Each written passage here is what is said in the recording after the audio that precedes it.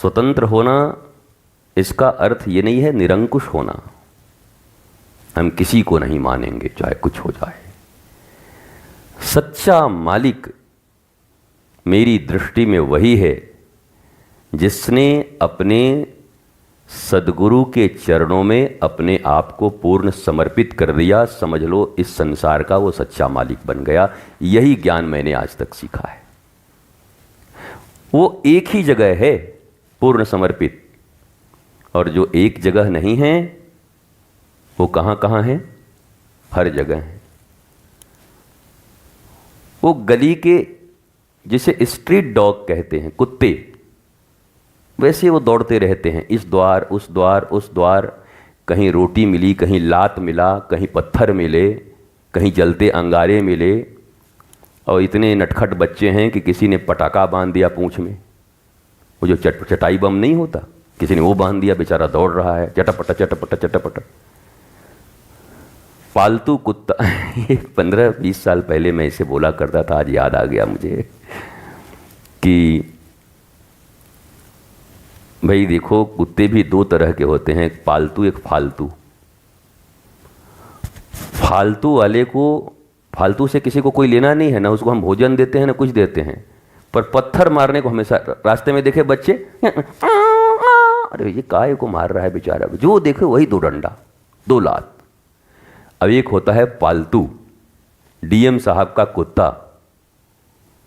सारे अधिकारी भी कुत्ता अगर बीच रास्ते में लेड़ी निकाल दे तो उसकी सफाई में लग जाते हैं। डीएम साहब का कुत्ता है, पूछते हैं कि डीओजी साहब कोई दिक्कत तो नहीं है?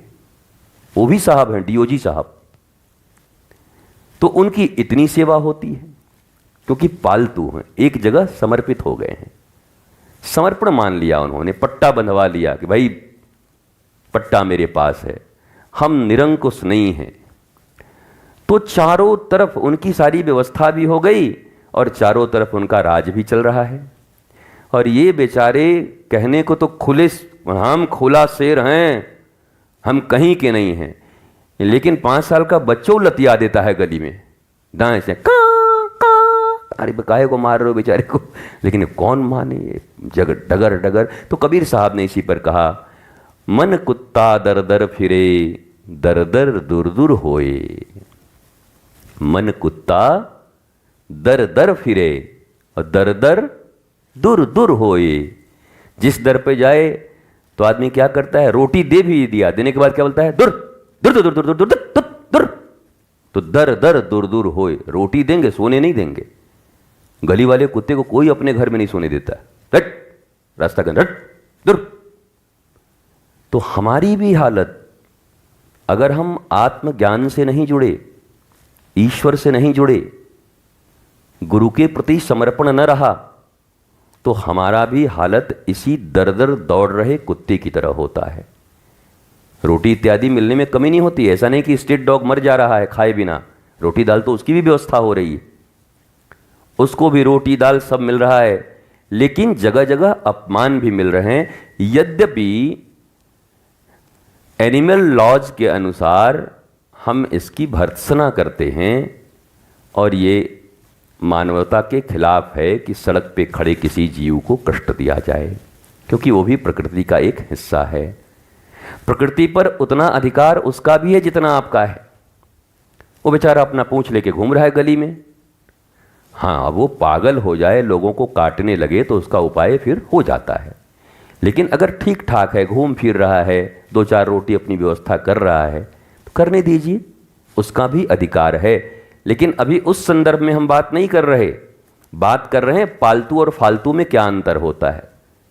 फालतू को भी रोटी दाल मिलती है, लेकिन कुटाई हो के जगह जगह, कब कहाँ कुटाई हो जाए कुछ पता नहीं। और पालतू अपना पड़ा हुआ है ताव के साथ, और न खाए तो आजकल तो रील देख करके कितने लोगों को मैंने सुना। एक आदमी तो हमारे बगल में ही हनुमान मंदिर में खड़ा था, बुदबुदा रहा था, हे प्रभु, इंसान के रूप में तो बहुत दुख पाया, अंबानी के घर में कुत्ता बना देना। हम कह रहे यार ये कैसा आदमी, हम क्या बोल रहे हो? नहीं गुरुदेव, हम सही बोल रहे हैं। क्या सेवा है बताइए। एक बार अगर वहाँ हम कुत्ता बन जाते, वो कुत्ता बनने को राजी है, ऐसे गोद में ले करके बड़े बड़े रोल्स रॉयस में घूम रहा है और बढ़िया ऐसे निकाल करके मुंडी ऐसे पूरा देख रहा है चारों तरफ, आनंद ही आनंद ले रहा है वो।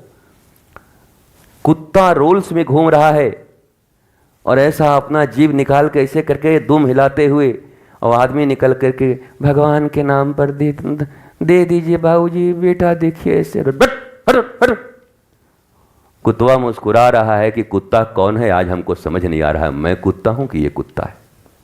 कुत्ता भी कंफ्यूजन में है, कुत्ता है कौन।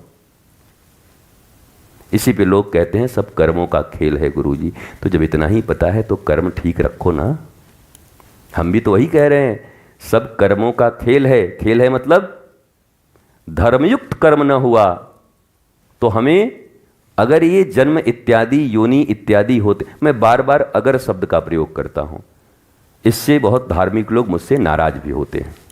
महाराज जी आप इतने बड़े आसन पर बैठकर और आपको पता है कि पुनर्जन्म होता है और फिर भी आप अगर लगा देते हो, शंका कर देते हो। तो हम ये कहते हैं कि भाई आपको अपना पुनर्जन्म याद है क्या? बताइए। नहीं याद है। पिछले जन्म में कहाँ थे, उसके पिछले जन्म में कहाँ थे, उसके पिछले जन्म में कहाँ थे। एक आदमी से हमने पूछा पिछले जन्म में कहाँ थे, वो बोला गुरुजी चश्मा तो याद नहीं रहता, कहाँ रखे हैं, पिछले जन्म की बात पूछ रहे हैं। दिन भर में 5 बार चश्मा भूल जाते हैं हम पिछला जन्म कहाँ से याद रहे। तो जब आपको जन्म याद ही नहीं है, वह अंतः प्रज्ञा आपने जागृत ही नहीं की है, तो फिर छोड़िए आप ये इन सब बातों को। आगे क्या होगा और पीछे क्या था, अब तो बढ़िया हो गया कि इतना मेंटल एंजाइटी से आप फ्री हो गए। अब जो है बस यही जीवन है, इसको आनंद के साथ जीना है।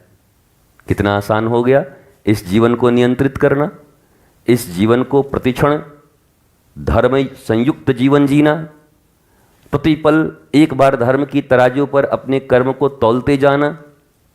कर्म करते समय बस इतनी सी सावधानी अगर मनुष्य रखे कि धर्म की तराजू पर उसे तौल दे, तो मनुष्य को न वर्तमान में दुख होगा और न आने वाले भविष्य में उसको दुख होगा।